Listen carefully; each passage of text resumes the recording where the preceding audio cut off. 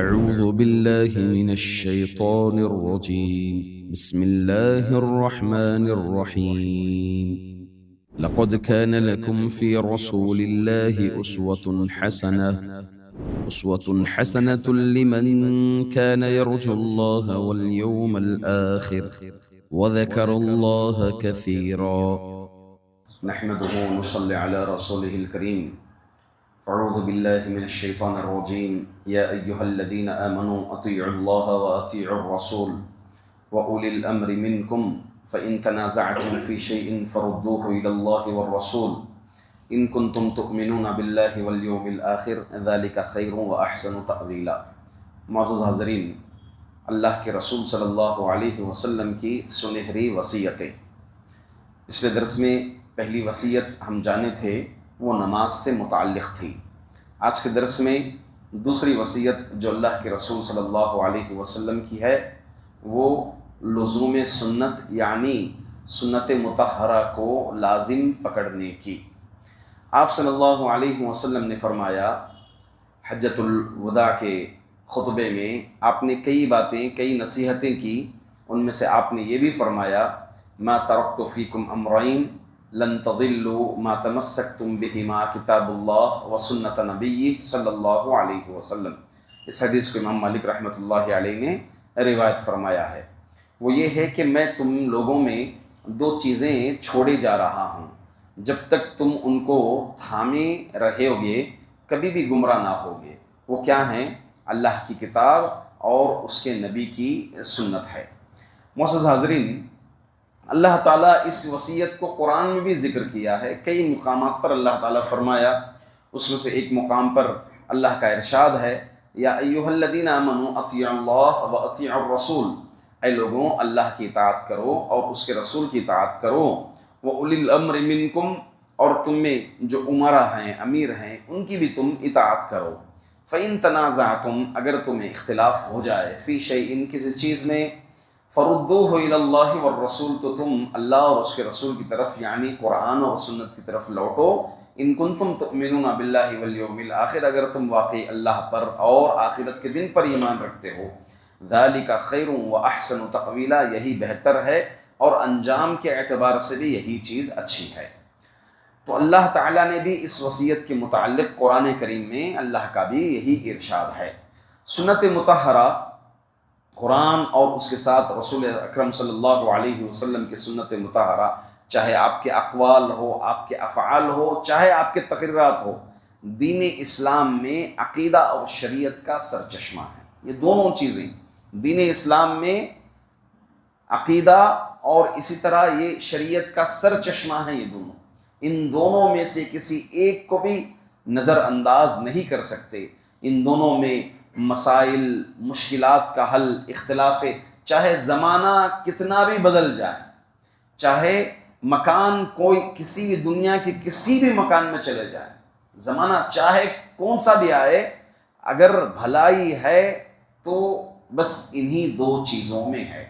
ان دو چیزوں پر جڑے رہیں گے تو تبھی جو ہے بھلائی پر ہوں گے. چاہے ہمارے سیاسی مسائل ہو، اقتصادی مسائل ہو، اجتماعی مسائل ہو، انفرادی مسائل ہو، حتیٰ یہی چیز حضرت سلمان فارسی کو مذاقاً یہودی نے یہ سوال کیا تھا کہ آپ کے درمیان جو نبی ہے وہ ہر چیز تم کو سکھا رہا ہے، حتیٰ کہ قضاء حاجت کا طریقہ بھی سکھا رہا ہے. تو سلمان فارسی نے کہا اجل بالکل ہاں، اللہ کے رسول صلی اللہ علیہ وسلم ہمیں یہ طریقہ تک بھی سکھائے ہیں کہ جب استنجا کے لیے جائیں تو قبلے کی طرف اپنا چہرہ اور پیٹھ نہ کریں اور تین ڈھیلوں کا استعمال کریں، پانی کا استعمال کریں. یہ اللہ کے رسول صلی اللہ علیہ وسلم کی اس سلسلے میں طریقہ ہے، یعنی استنجا کا طریقہ بھی بتایا ہے. معزز حاضرین، اگر ہم سنت مطہرہ کا مقام دیکھیں گے تو یقیناً قرآن کریم کے بعد یہی منبع اور مصدر، اسی کی طرف ہم لوٹ سکتے ہیں، قرآن اور حدیث. اللہ نے ان دونوں کی ذمہ داری لی ہے. صرف قرآن کی ذمہ داری نہیں بلکہ پوری شریعت کی قرآن اور حدیث کی ذمہ داری اللہ نے لی ہے. چنانچہ اللہ کا ارشاد ہے، انا نحن نزلنا الذکر وانا لہ لحافظون، ہم نے ہی اس کو نازل فرمایا ذکر کو، اور ہم ہی اس کی حفاظت کرنے والے ہیں۔ ذکر سے مراد شریعت بھی ہو، شریعت بھی ہے۔ آپ دیکھیں اللہ کے رسول صلی اللہ علیہ وسلم کے بعد حضرت ابو بکر رضی اللہ عنہ نے جب موقع دیکھا، حضرت عمر بن خطاب رضی اللہ عنہ کا مشورہ بھی آیا، حالت کے حساب سے آپ نے مختلف ٹکڑوں پر جو قرآن کو محفوظ کیا گیا تھا آپ نے پوروں کو ایک نسخے میں جمع کر دیا، اور پھر 12 سال بعد عثمان بن عفان رضی اللہ عنہ اس کو ایک قرأت میں آپ نے ایک ہی حرف واحد یعنی ایک طریقہ قرأت پر آپ رضی اللہ عنہ نے جمع کروایا اور اس کی کتابت کروائی اور اس کو مختلف مقامات پر تقسیم بھی کروایا۔ اس کے بعد یہ ہے قرآن کا معاملہ۔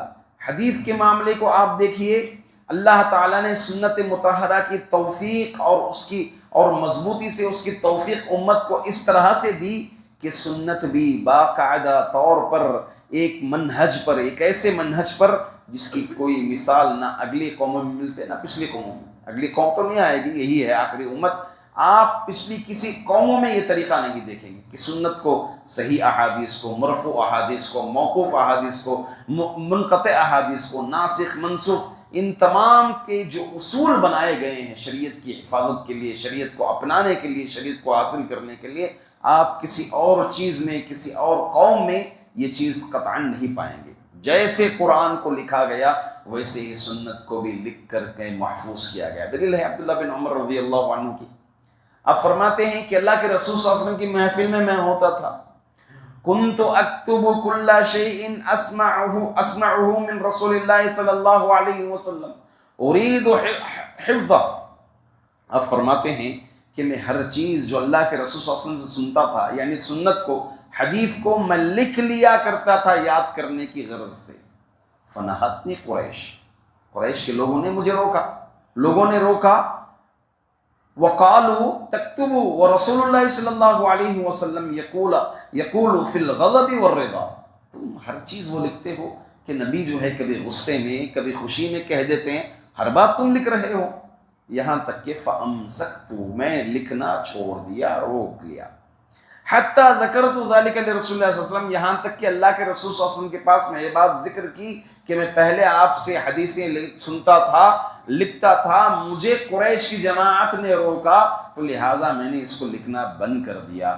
فقالا، تو اللہ کے رسول صلی اللہ علیہ وسلم سننے کے بعد کہا، اکتب فوالذی نفسی بیدہ ما خرج منہ الا حق، لکھ، اللہ کی قسم، اس ذات کی قسم جس کے قبضے قدرت میں میری جان ہے، اس زبان سے حق کے علاوہ کچھ اور چیز نہیں نکلتی۔ یہی ذکر اللہ نے فرمایا، وما ينطق عن الهوى، محمد خواہش نفس سے کوئی بات نہیں کرتے، ان هو الا وحی یوحی، محمد کی ہر بات وہی ہوتی ہے اللہ تعالیٰ کی طرف سے۔ جیسے قرآن وہی ہے، حدیث بھی وہی ہے۔ جیسے قرآن اللہ نے اتارا جبریل کے ذریعے، ویسے حدیث بھی اللہ تعالیٰ نے اتارا، اللہ تعالیٰ نے نازل فرمایا۔ بس ان دونوں میں کچھ فرق ہیں، جیسے یہ مطلوع ہے، یہ غیر مطلوع، اس کو قرآن مجید کو نماز میں تلاوت کیا جاتا ہے، اس کے ہر حرف پر نیکیاں ہیں، ویسے حدیث کا معاملہ نہیں ہے، مگر شریعت میں لینے کے اعتبار سے، دلیل کے اعتبار سے جو مقام قرآن کا ہے وہ مقام حدیث رسول کا ہے، مرفوع حدیث کا ہے۔ الغرض اس اعتبار سے حدیث رسول یعنی سنت رسول صلی اللہ علیہ وسلم کی اہمیت حاضر ہے، اور جیسے قرآن کی حفاظت کی گئی ویسے سنت رسول یعنی احادیث کی بھی باقاعدہ طور پر حفاظت کی گئی، تبھی تو ضعیف احادیث، موضوع احادیث کو صحیح احادیث سے الگ کیا گیا کہ یہ قابل حجت نہیں ہے۔ صحیح احادیث کے سامنے، مرفوع احادیث کے سامنے یہ احادیث قابل حجت نہیں ہیں۔ قرآن کو لینا، حدیث کو نظر انداز کر دینا، گویا قرآن کا انکار کرنے کے برابر ہے۔ یہ دونوں لازم ملزوم ہیں۔ قرآن کی تکمیل حدیث سے ہوتی ہے، کیونکہ وَأَنزَلْنَا إِلَيْكَ الذِّكْرَ لِتُبَيِّنَ لِلنَّاسِ مَا نُزِّلَ إِلَيْهِمْ، ہم نے ذکر کو، قرآن کو تیری طرف نازل کیا لِتُبَيِّنَ لِلنَّاسِ، تاکہ تو واضح کرے، کلیئر کرے، تو تفسیر کرے، اپنے عمل سے تفسیر کرے، تقریر کے ذریعے تفسیر کرے، اپنے قول کے ذریعے سے قرآن کریم کی تو تفسیر کر سکے، اس لیے ہم نے قرآن کریم کو نازل فرمایا۔ اور ایسا زمانہ بھی آئے گا کہ حدیث کے منکرین پیدا ہوں گے، حدیث کے انکار کرنے والے پیدا ہوں گے۔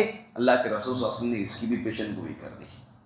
کہا الا اوتیت القرآن ومثلہ، خبردار مجھے قرآن اور اس جیسی چیز دی گئی ہے، اس جیسی چیز حدیث دی گئی ہے۔ الا، ایک زمانہ ایسا بھی ہوگا کہ ایک آدمی رجل شعبان علی اریکتہ، کہ ایک آدمی پیٹ لگا کر، ٹیک لگا کر، موٹا آدمی بیٹھا ہوگا اور کہے گا علیکم بالقرآن، تم پر صرف قرآن لازم ہے، فما وجدتم فیہ من حلال فاحلوہ، جو کچھ تم اس میں حلال پاؤ اس کو حلال کر لو، اور جو تم اس میں حرام پاؤ تم اس کو حرام کر لو، اس کے آگے کوئی چیز نہیں ہے، قرآن کے آگے کوئی چیز نہیں ہے۔ ایسا بھی زمانہ آئے گا۔ سر سید احمد خان، ہاں یہ بھی منکرین حدیث میں سے تھا۔ اسی طرح سے کئی لوگ جو منکرین حدیث میں سے، عبداللہ بن چکراوی کا بھی ذکر آتا ہے جو منکرین حدیث میں سے اس کا بھی شمار آتا ہے۔ الغرض جو مقام دلیل حجت کے لحاظ سے جو قرآن کا ہے وہ حدیث مرفوع یعنی حدیث رسول کا ہے۔ اللہ تعالیٰ نے اس چیز کو بھی نازل فرمائی۔ یہی بات سمجھانے کے لیے عمران بن حسین رضی اللہ عنہ اپنے شاگردوں کو آپ حدیث کا درس دے رہے تھے، تو جماعت میں سے ایک نے کہا کہ آپ ہمیں قرآن پڑھ کر سنائیے، قرآن کی تفسیر بتائیے، حدیث کیوں بتا رہے ہیں؟ تو چنانچہ عمران بن حسین رضی اللہ عنہ نے کہا ارأیت لو وکلت انت واصحابک الی القرآن، کہ تمہاری کیا رائے ہے اگر تو اور تیرے جو خیالات کے لوگ ہیں صرف قرآن پر ہی اعتماد کر دیا جائے، حدیث کو چھوڑ کر صرف قرآن سے ہی اگر شریعت لینے کی بات آ جائے، اکنت تجد الطواف بالبیت سبعا، کیا تو پائے گا کہ طواف جو ہے 7 چکر لگانی ہے؟ یہ قرآن میں پائے گا؟ تو یہ چیز نہیں پائے گا۔ والصفا والطواف بالصفا والمروہ، پھر اسی طرح طواف صفا مروہ کی 7 چکریں کاٹنا، اس میں یہ اذکار پڑھنا، پھر نماز اسی طرح سے ظہر کی 4 رکعات ہیں، سری پڑھیں گے، جہری پڑھیں گے، یہ سب تو قرآن میں پائے گا؟ نہیں پائے گا۔ نماز کے اوقات قرآن میں پائے گا؟ نہیں پائے گا۔ وضو کا طریقہ، وضو کی کیفیت قرآن میں پائے گا؟ نہیں پائے گا۔ تو سنت کے بغیر شریعت مکمل نہیں ہوتی، یہ لازم اور ملزوم ہے۔ الغرض اللہ کے رسول صلی اللہ علیہ وسلم کی پیاری وصیتوں میں سے، سنہری وصیتوں میں سے یہ وصیت بھی اللہ کے رسول صلی اللہ علیہ وسلم کی ہے، جس کو اللہ کے رسول صلی اللہ علیہ وسلم اپنے آخری ایام میں، خصوصاً حجۃ الوداع کے موقع پر، اس کی ہمیں واضح دلیل ملتی ہے کہ اس وقت اللہ کے رسول صلی اللہ علیہ وسلم لزوم سنت کی تاکید کی ہے، سنت مطہرہ کو لازم پکڑنے کی تاکید کی ہے۔ اللہ تعالیٰ سے دعا ہے کہ اللہ رب العزت ہم تمام کو سنت مطہرہ کو لازم پکڑنے، اس پر عمل کرنے کی توفیق عطا فرمائیں۔ آمین۔ السلام علیکم ورحمۃ اللہ وبرکاتہ۔